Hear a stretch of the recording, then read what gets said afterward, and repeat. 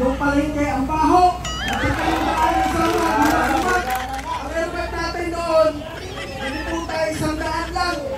Madulas ka pa dahil yung tubig pumapasok na. Tirahin ka lang kasi chance ko na ito eh.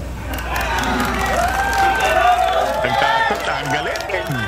Sarap pakinggan. Ano naman, gagawin mo to? Tatanungin ka lang. Ano masasabi mo dito? Alam ko pa sasabihin. Dito na lang ako sa piskal ng paliwanag. Pasensya.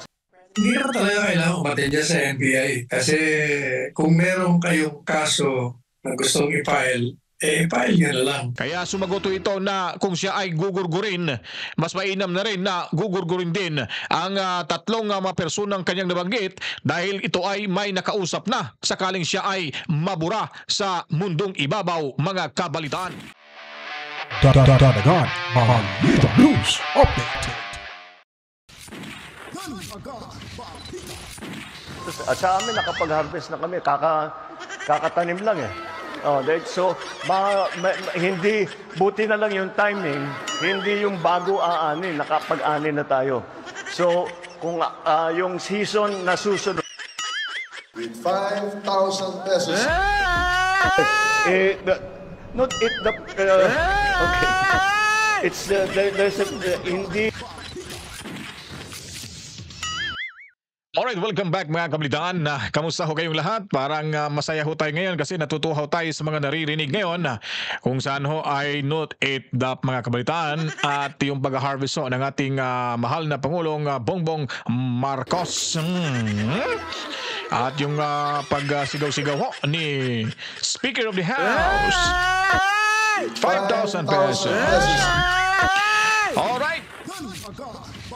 Bueno, nagbabalik ho tayo mga kabalitaan at kamusta ho? Medyo balik kondisyon ho yung ating utak ngayon dahil nakaidlip-idlip ho tayo ng kunti kahit papano.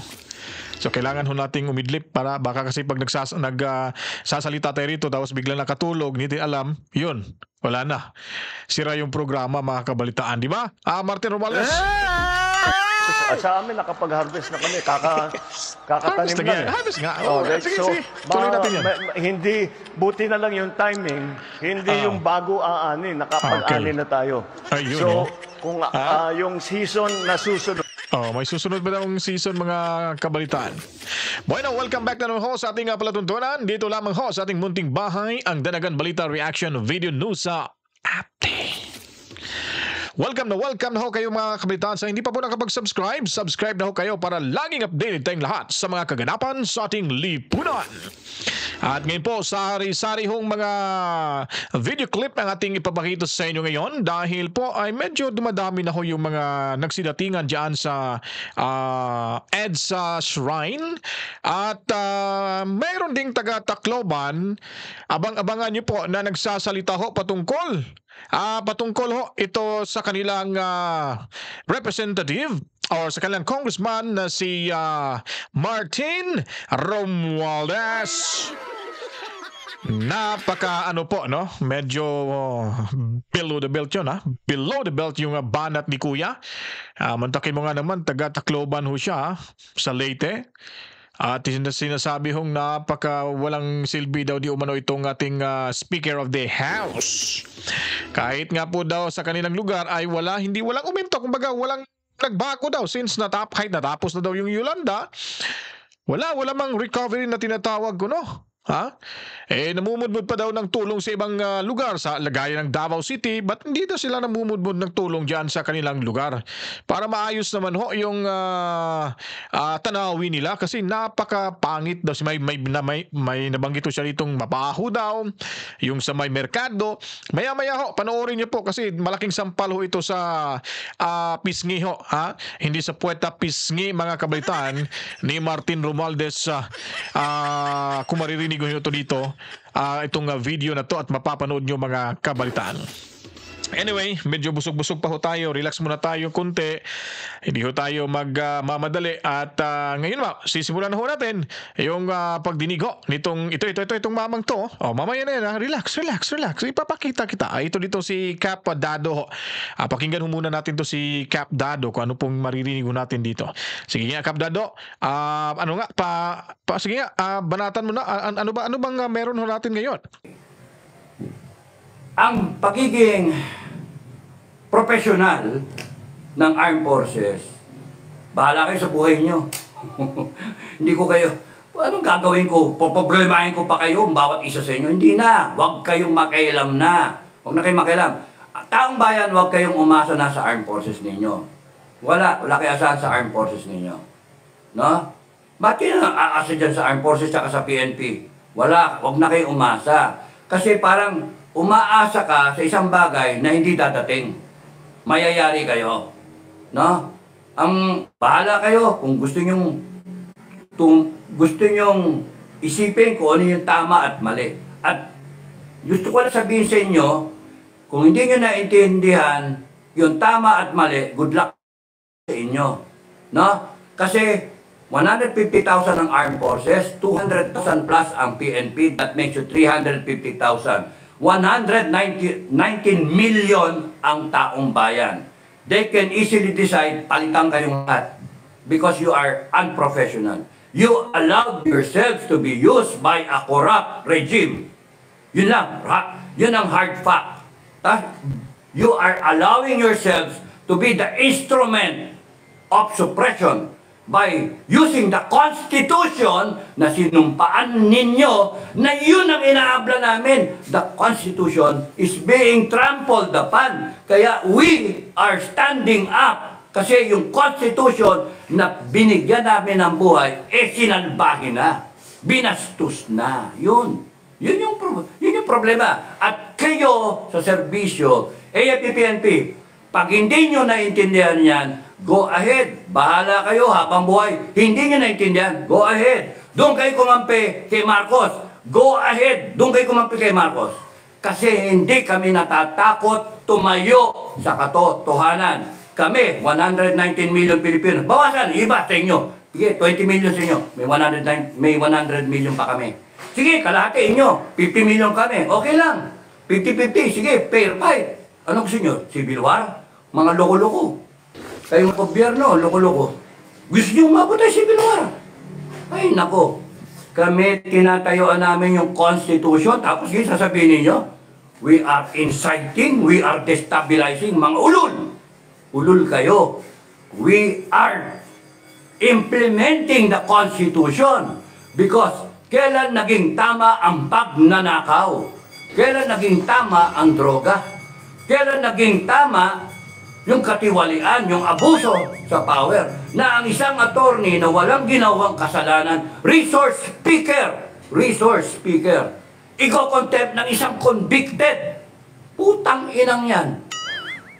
Na ang isang bossing niya, na isang leader lumalabas, binigyan nyo pa ng pagkakataon, mga tanga mga tanga talaga kayo, binigyan nyo ng pagkakataon ang isang Sara Duterte na tumayo na maging isang leader, pinakita nyo pa, binigyan nyo ng pagkakataon, mag-shine pa yung tao. Tanga kayo mga bot. Si Kabdado yan mga kabalita, no? Grabe, laking galit niya sa PNP dahil retired yata to, Master Sergeant yata hindi ko alam kung captain ba yung pag nung nag-retire siya. Basta galing ho ito sa militar at alam niya pa ho yung pasikot-sikot diyan. Kaya ganun na lang ho yung malaking galit niya kasi nga para bagang kinampihan pa daw yung mga magnanakaw sa gobyerno.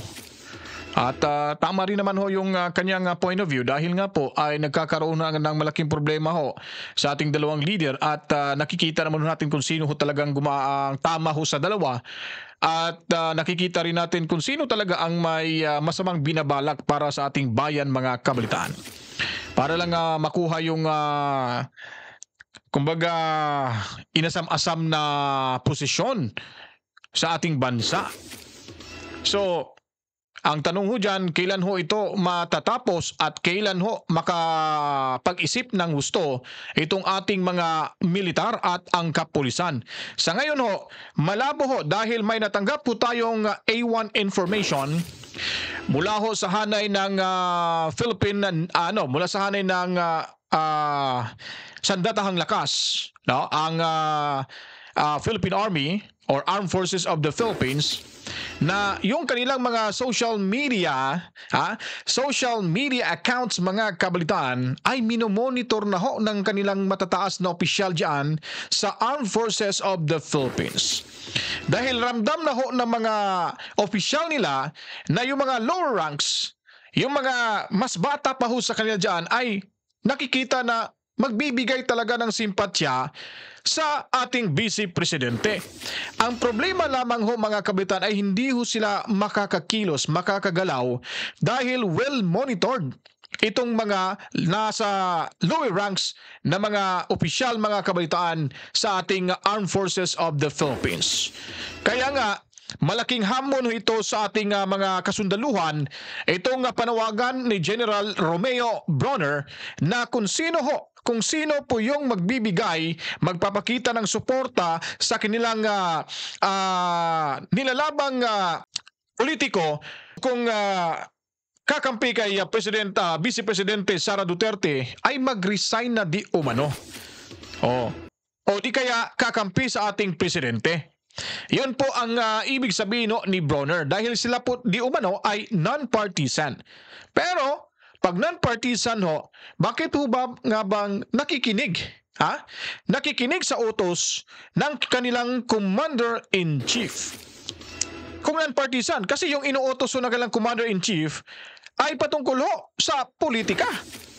So nasaan po ba yung tinatawag na non-partisan ho? Sa bagay, tinutupad lang ho ni Brawner yung kautusan na magbigay ho siya ng ilang personnel sa kanilang hanay para bantayan ho for security escort sa ating Vice Presidente. But wala na hong tiwala ang ating Vice Presidente sa mga taong yon. Kaya baka kasi maging mitya pa yun ng problema o magkitil sa kanyang buhay o magiging asset sa kampo ni Vice Presidente Sara Duterte.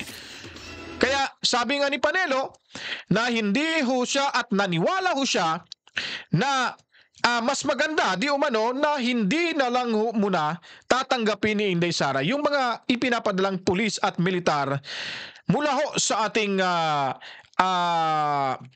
presidente or mandato ho sa ating presidente, mga kabalitaan.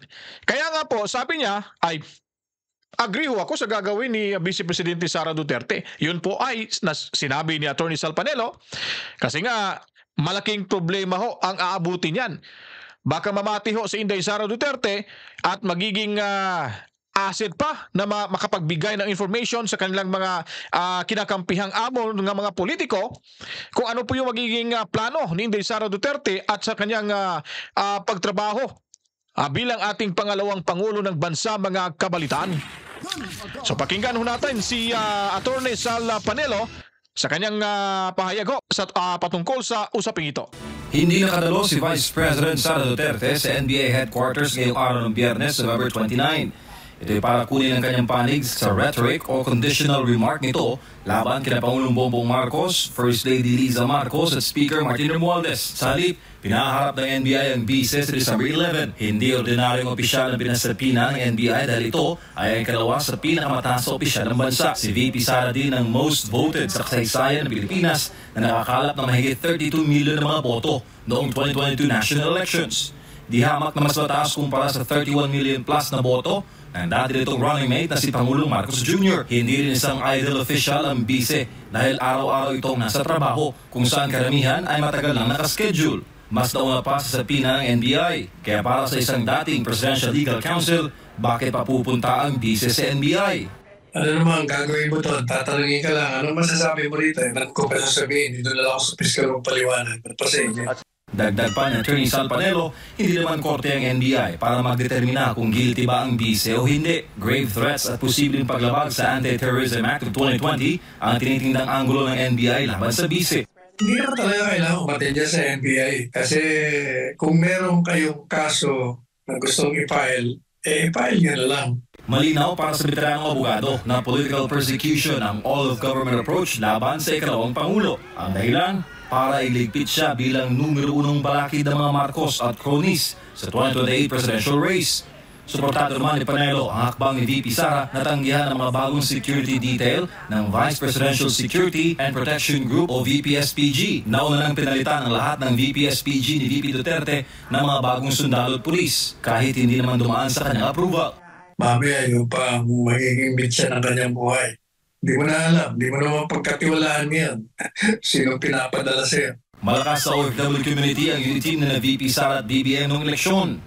At para kay Atty. Panelo na ngayon ay nasa Hong Kong, Duterte pa rin ang sigaw ng ating mga kababayan doon. Doon sa Disneyland, no, Pilipino na rin, isa na naman sinasabi, kay Duterte po kami, kahit ano mangyari sa kanya kami. All of them are saying that. So, nakita nyo po, napanood nyo po, napakinggan nyo po ba mga kabalitaan? Talagang hindi ho talaga bibitawan itong si VP Sara Duterte ng mga kapatid natin na nagtatrabaho sa ibang bansa, yung tinatawag nating mga bagong bayani, ang overseas Filipino workers sa mga kabalitaan. Pagbibigyan ng pagkakataon ay talagang mananalo ho ito mga kabalitaan at yun ang pinakapangunahing dahilan kung bakit ho ginigipit itong ating Vice Presidente ni Martin Romualdez at nitong kasalukuyang administrasyon. Dahil po, nakikita ho nila mga kabalitaan na wala ho silang kalaban-laban dito sa pagdating ng halalan sa 2028 presidential election. Kaya ganun-ganun na lang ho. Basta-basta na ginigipit, basta-basta na lang hong binabastos, hindi nire-respeto. Kaya talagang sumabog ho yung galit yung ating Vice Presidente at yung nagtanong ho sa kanya na mag-ingat dahil nga po ay posible na may mangyayaring hindi maganda sa kanya at sa kanyang pamilya at sa kasamahan sa kanyang trabaho. Kaya sumagot ho ito na kung siya ay gugurgurin, mas mainam na rin na gugurgurin din ang tatlong mga personang kanyang nabanggit dahil ito ay may nakausap na sakaling siya ay mabura sa mundong ibabaw mga kabalitaan. Kaya medyo mainit ngayon yung politika sa ating bansa at ito po ang nakakahiya mga kabalitaan. Ewan ko lang kung totoo po ito, kung totoo po itong nakita ho nating video, hindi ko alam kung kailan, hindi ko alam kung dinab lang ba yung audio nito, pero ewan ko lang. Kayo nang humusga at kung alam nyo kung saan to nanggaling, kayo nang humusga kasi medyo may hindi ako naniniwala na hindi ko sasabihin sa inyo na ito ay talagang nangyari ho, pero nakita ko lang ito sa Facebook kung saan ay aking pinagmamasdan parang dinab yung audio o di kaya parang may katotohanan. So kayo na pong humusga dito mga kabalitaan dahil ang sigaw ng ating mga kabayan sa labas ng bansa, lalo na ho nitong mga overseas Filipino workers ay sila hanggang matapos ang halalan, sila pa rin ay kanilang iboboto, si VP Sara Duterte. At ito nga po, pakinggan nyo kung totoo ito, kayo na pong humusga mga kabalitaan.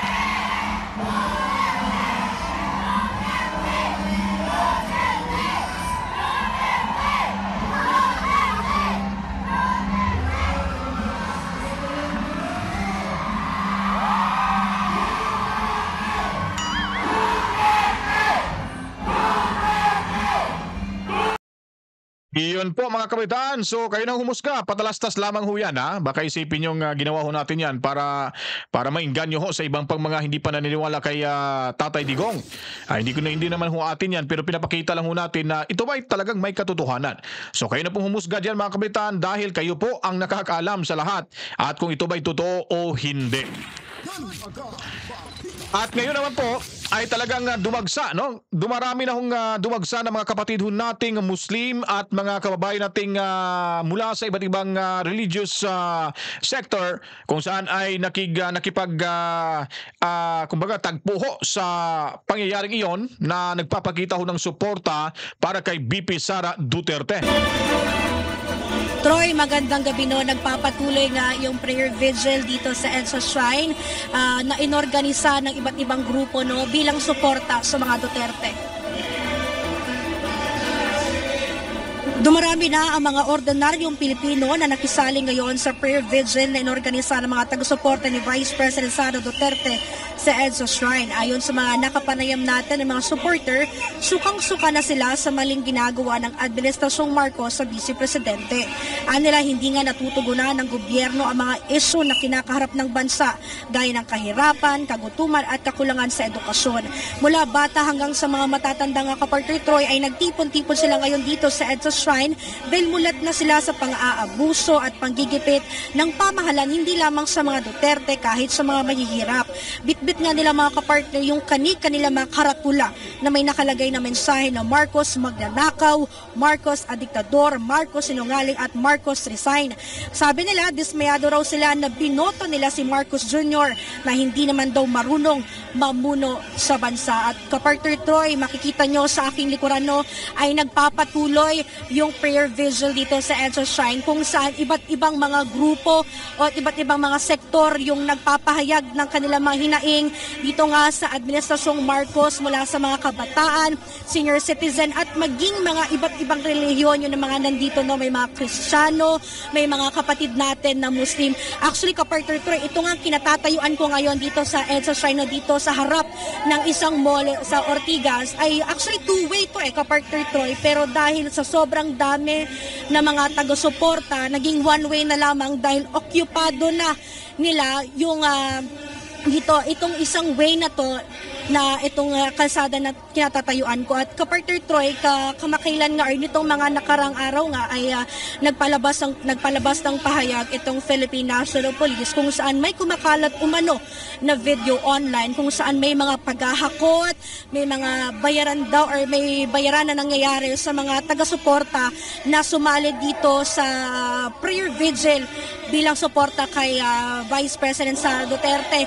At ngayon, maririnig nyo na sumisigaw sila ngayon ng Duterte bilang suporta nga sa mag-amang Vice President Sara Duterte at dating Pangulong Duterte. Ngayon, kapartner Troy, maghahanap tayo ngayon ng mga taga-suporta, ng mga ordinaryong mga Pilipino na pumunta dito ngayon sa EDSA Shrine at tatanungin natin sila kung totoo ba na sila ay bayaran doon sa mga ipinalabas na pahayag ng Philippine National Police. Sir, magandang gabi. Live po tayo sa News Blast. Sir, may tanong kami ngayon. Sinasabi po ng Philippine National Police na may paghahakot daw at may mga bayaran na nangyayari dito sa mga pumunta ng mga taga-suporta. Kayo po ba ay bayaran? Kayo po ba ay binayaran na sinasabi nilang 200 pesos?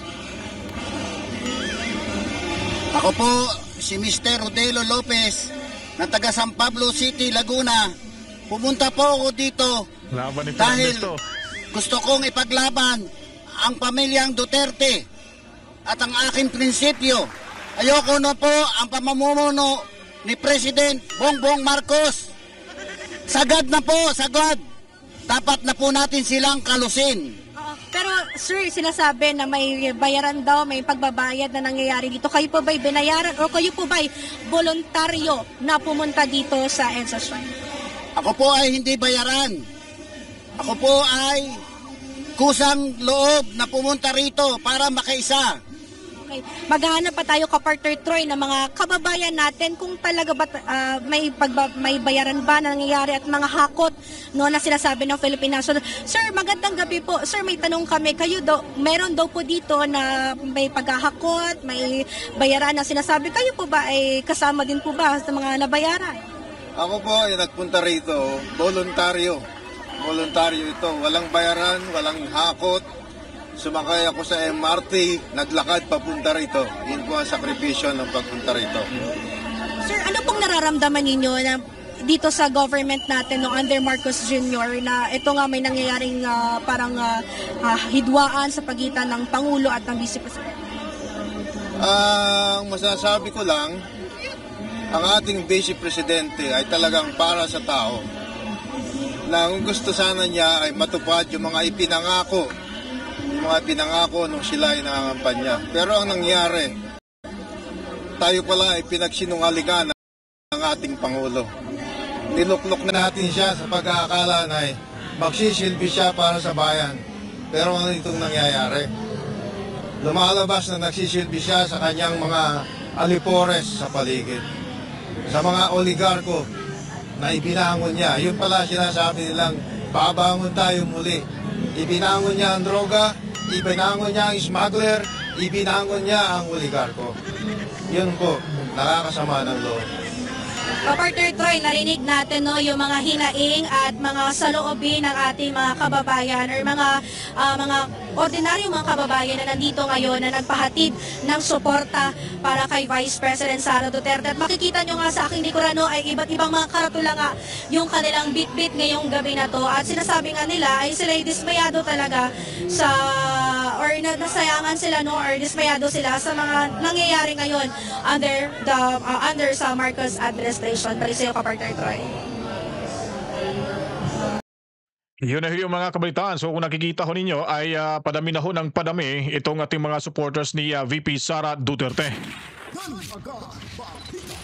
At may nakuha po tayong information mga kabalitaan patungkol ho sa pagtitipo na yan, yung tagpo na yan ay medyo may plano ho yung ating kapulisan na baka bukas o bukas makalawa ay magpapadala ho sila ng anong tawag na riot team ba yun? Yung i-disperse nila. Magpapadala ho sila ng mga tauhan, sandamakmak na mga tauhan na magbabantay ho diyan sa EDSA Shrine upang mamonitor yung mga kaganapan mga kabalitaan. At wala naman tayong natanggap na sila ay papalayasin. Kumbaga pupostingan lang di umano ito ng mga kapulisan ho at babantayan kung anong magiging kilos ng ating mga kababayan dyan na nagpapakita ng suporta sa ating Vice Presidente na si Sara Duterte. At ito pong huling video na ating ipapakita sa inyo mga kabalitaan ay talaga naman ho nakakahiya at malaking sampalo ito sa kanilang congressman sa distrito ho ng Tacloban kung saan ho ay may isang constituent niya na Martin Romualdez ay nagpahayag ho ng sama ng loob sa kanyang pamamahala dahil wala di umano silang nakikitang improvement sa kanilang distrito. Kung bakit daw nagmumudmod ng pera sa ibang lugar si Romualdez na hindi pa ho niya nabigyan ng magandang tanawin o na-improve yung kanilang mga lugar. Para sa gayon ay talagang matatanggap po nila iyon. Ang problema, mabaho pa daw yung market, yung kalsada, lubak-lubak. Hanggang ngayon, hindi pa daw matapos-tapos. May mga proyekto na hindi matapos-tapos, nakatenga, at kung ano-ano pa po. Ito, pakinggan ho natin itong napakatapang na waray-waray na constituent na mismo, taga Leyte, Tacloban. Itong mamang ito, mga kabalitaan. Ayuda ko sa Davao, pero yung lugar natin, yung palengke, ang baho, at saka yung daan sa ngayon pa ka. Dapat kung unahin mo yung lugar natin, bago ka magpamugpot ng ayuda sa ibang lugar. Ha? Pagalite, awaraya, ikaw Romualdez, tirahin ka kasi chance ko na ito eh. Nagtakot, ang galit. Sarap pakinggan. Hoy, ikaw talaga. Sarap ulat ko. Romualdez. Easy. Laki, yung sama, umuwi kami. Dasong beses, ipunta yung sama na daan. Dalawang gulong na sasakyan namin, butas dahil sa lumak-lumak. Romualdez, ayusin mo muna yung lugar natin doon. Bago ka magpamugpod ng ayuda doon sa Davao, bago ka magpamugpod. Kasi mabaho ka na ba sa atin? Ha? Ano? Ang airport natin doon, hindi po tayo 100 lang. Madulas ka pa dahil yung mga tubig pumapasok na. Sagdaan lang. Pati yung natin siya doon sa palengke, napakapangit ng Tacloban. Kung sabihin niya, maganda yung Tacloban, hindi totoo yan. Ano? Nakakagigil yung nanood ako ng Kami gigil sa kuya. nanood ako ng hearing sa Kongreso. Nag-speech yung malaking buhaya doon sa malaking screen. Masarap pa po yun yung kami, masarap pa po yun eh. Pag nalilita ko yung mukha niya, walis, sa totoo lang, naiinis talaga ako. Dapat talaga palitan na yung tunggol na yan. Diba? Kaya, ito po, panawagan namin, kung may oras po kayo bukas, pumunta po tayo dito para magsama-sama po. Yung iwi-iwi na pamangkin mo si Bangag. At sa amin nakapag-harvest Eh, na kami. tapos yung pinsan mo. Lihat mo na lang siguro. Kumari lang. Ganyan yung pinakamaganda gawin mo sa buong buhay mo. Sabihan mo, bumaba na siya sa pisto. Wala mo ginagawa sa bansa yan eh. Yata yung mga hinampak mo. Ha? Linya ko yan, hinampak ka, linya ko yan. So may ganahan, sino yung gustong umuwi na sa atin? Eh, lumak-lumak yung daan na talaga. Nakakahirap, nakakahiya. Ako, gumis ako. May yung kita niya, gumis din eh. Pero sinusuka kita, Martin Romaldes. Dahil sa ginagawa ko sa kanila, mag-iwan yung sistema mo. Ikaw yung pinakalaking buhaya dyan sa Kongreso.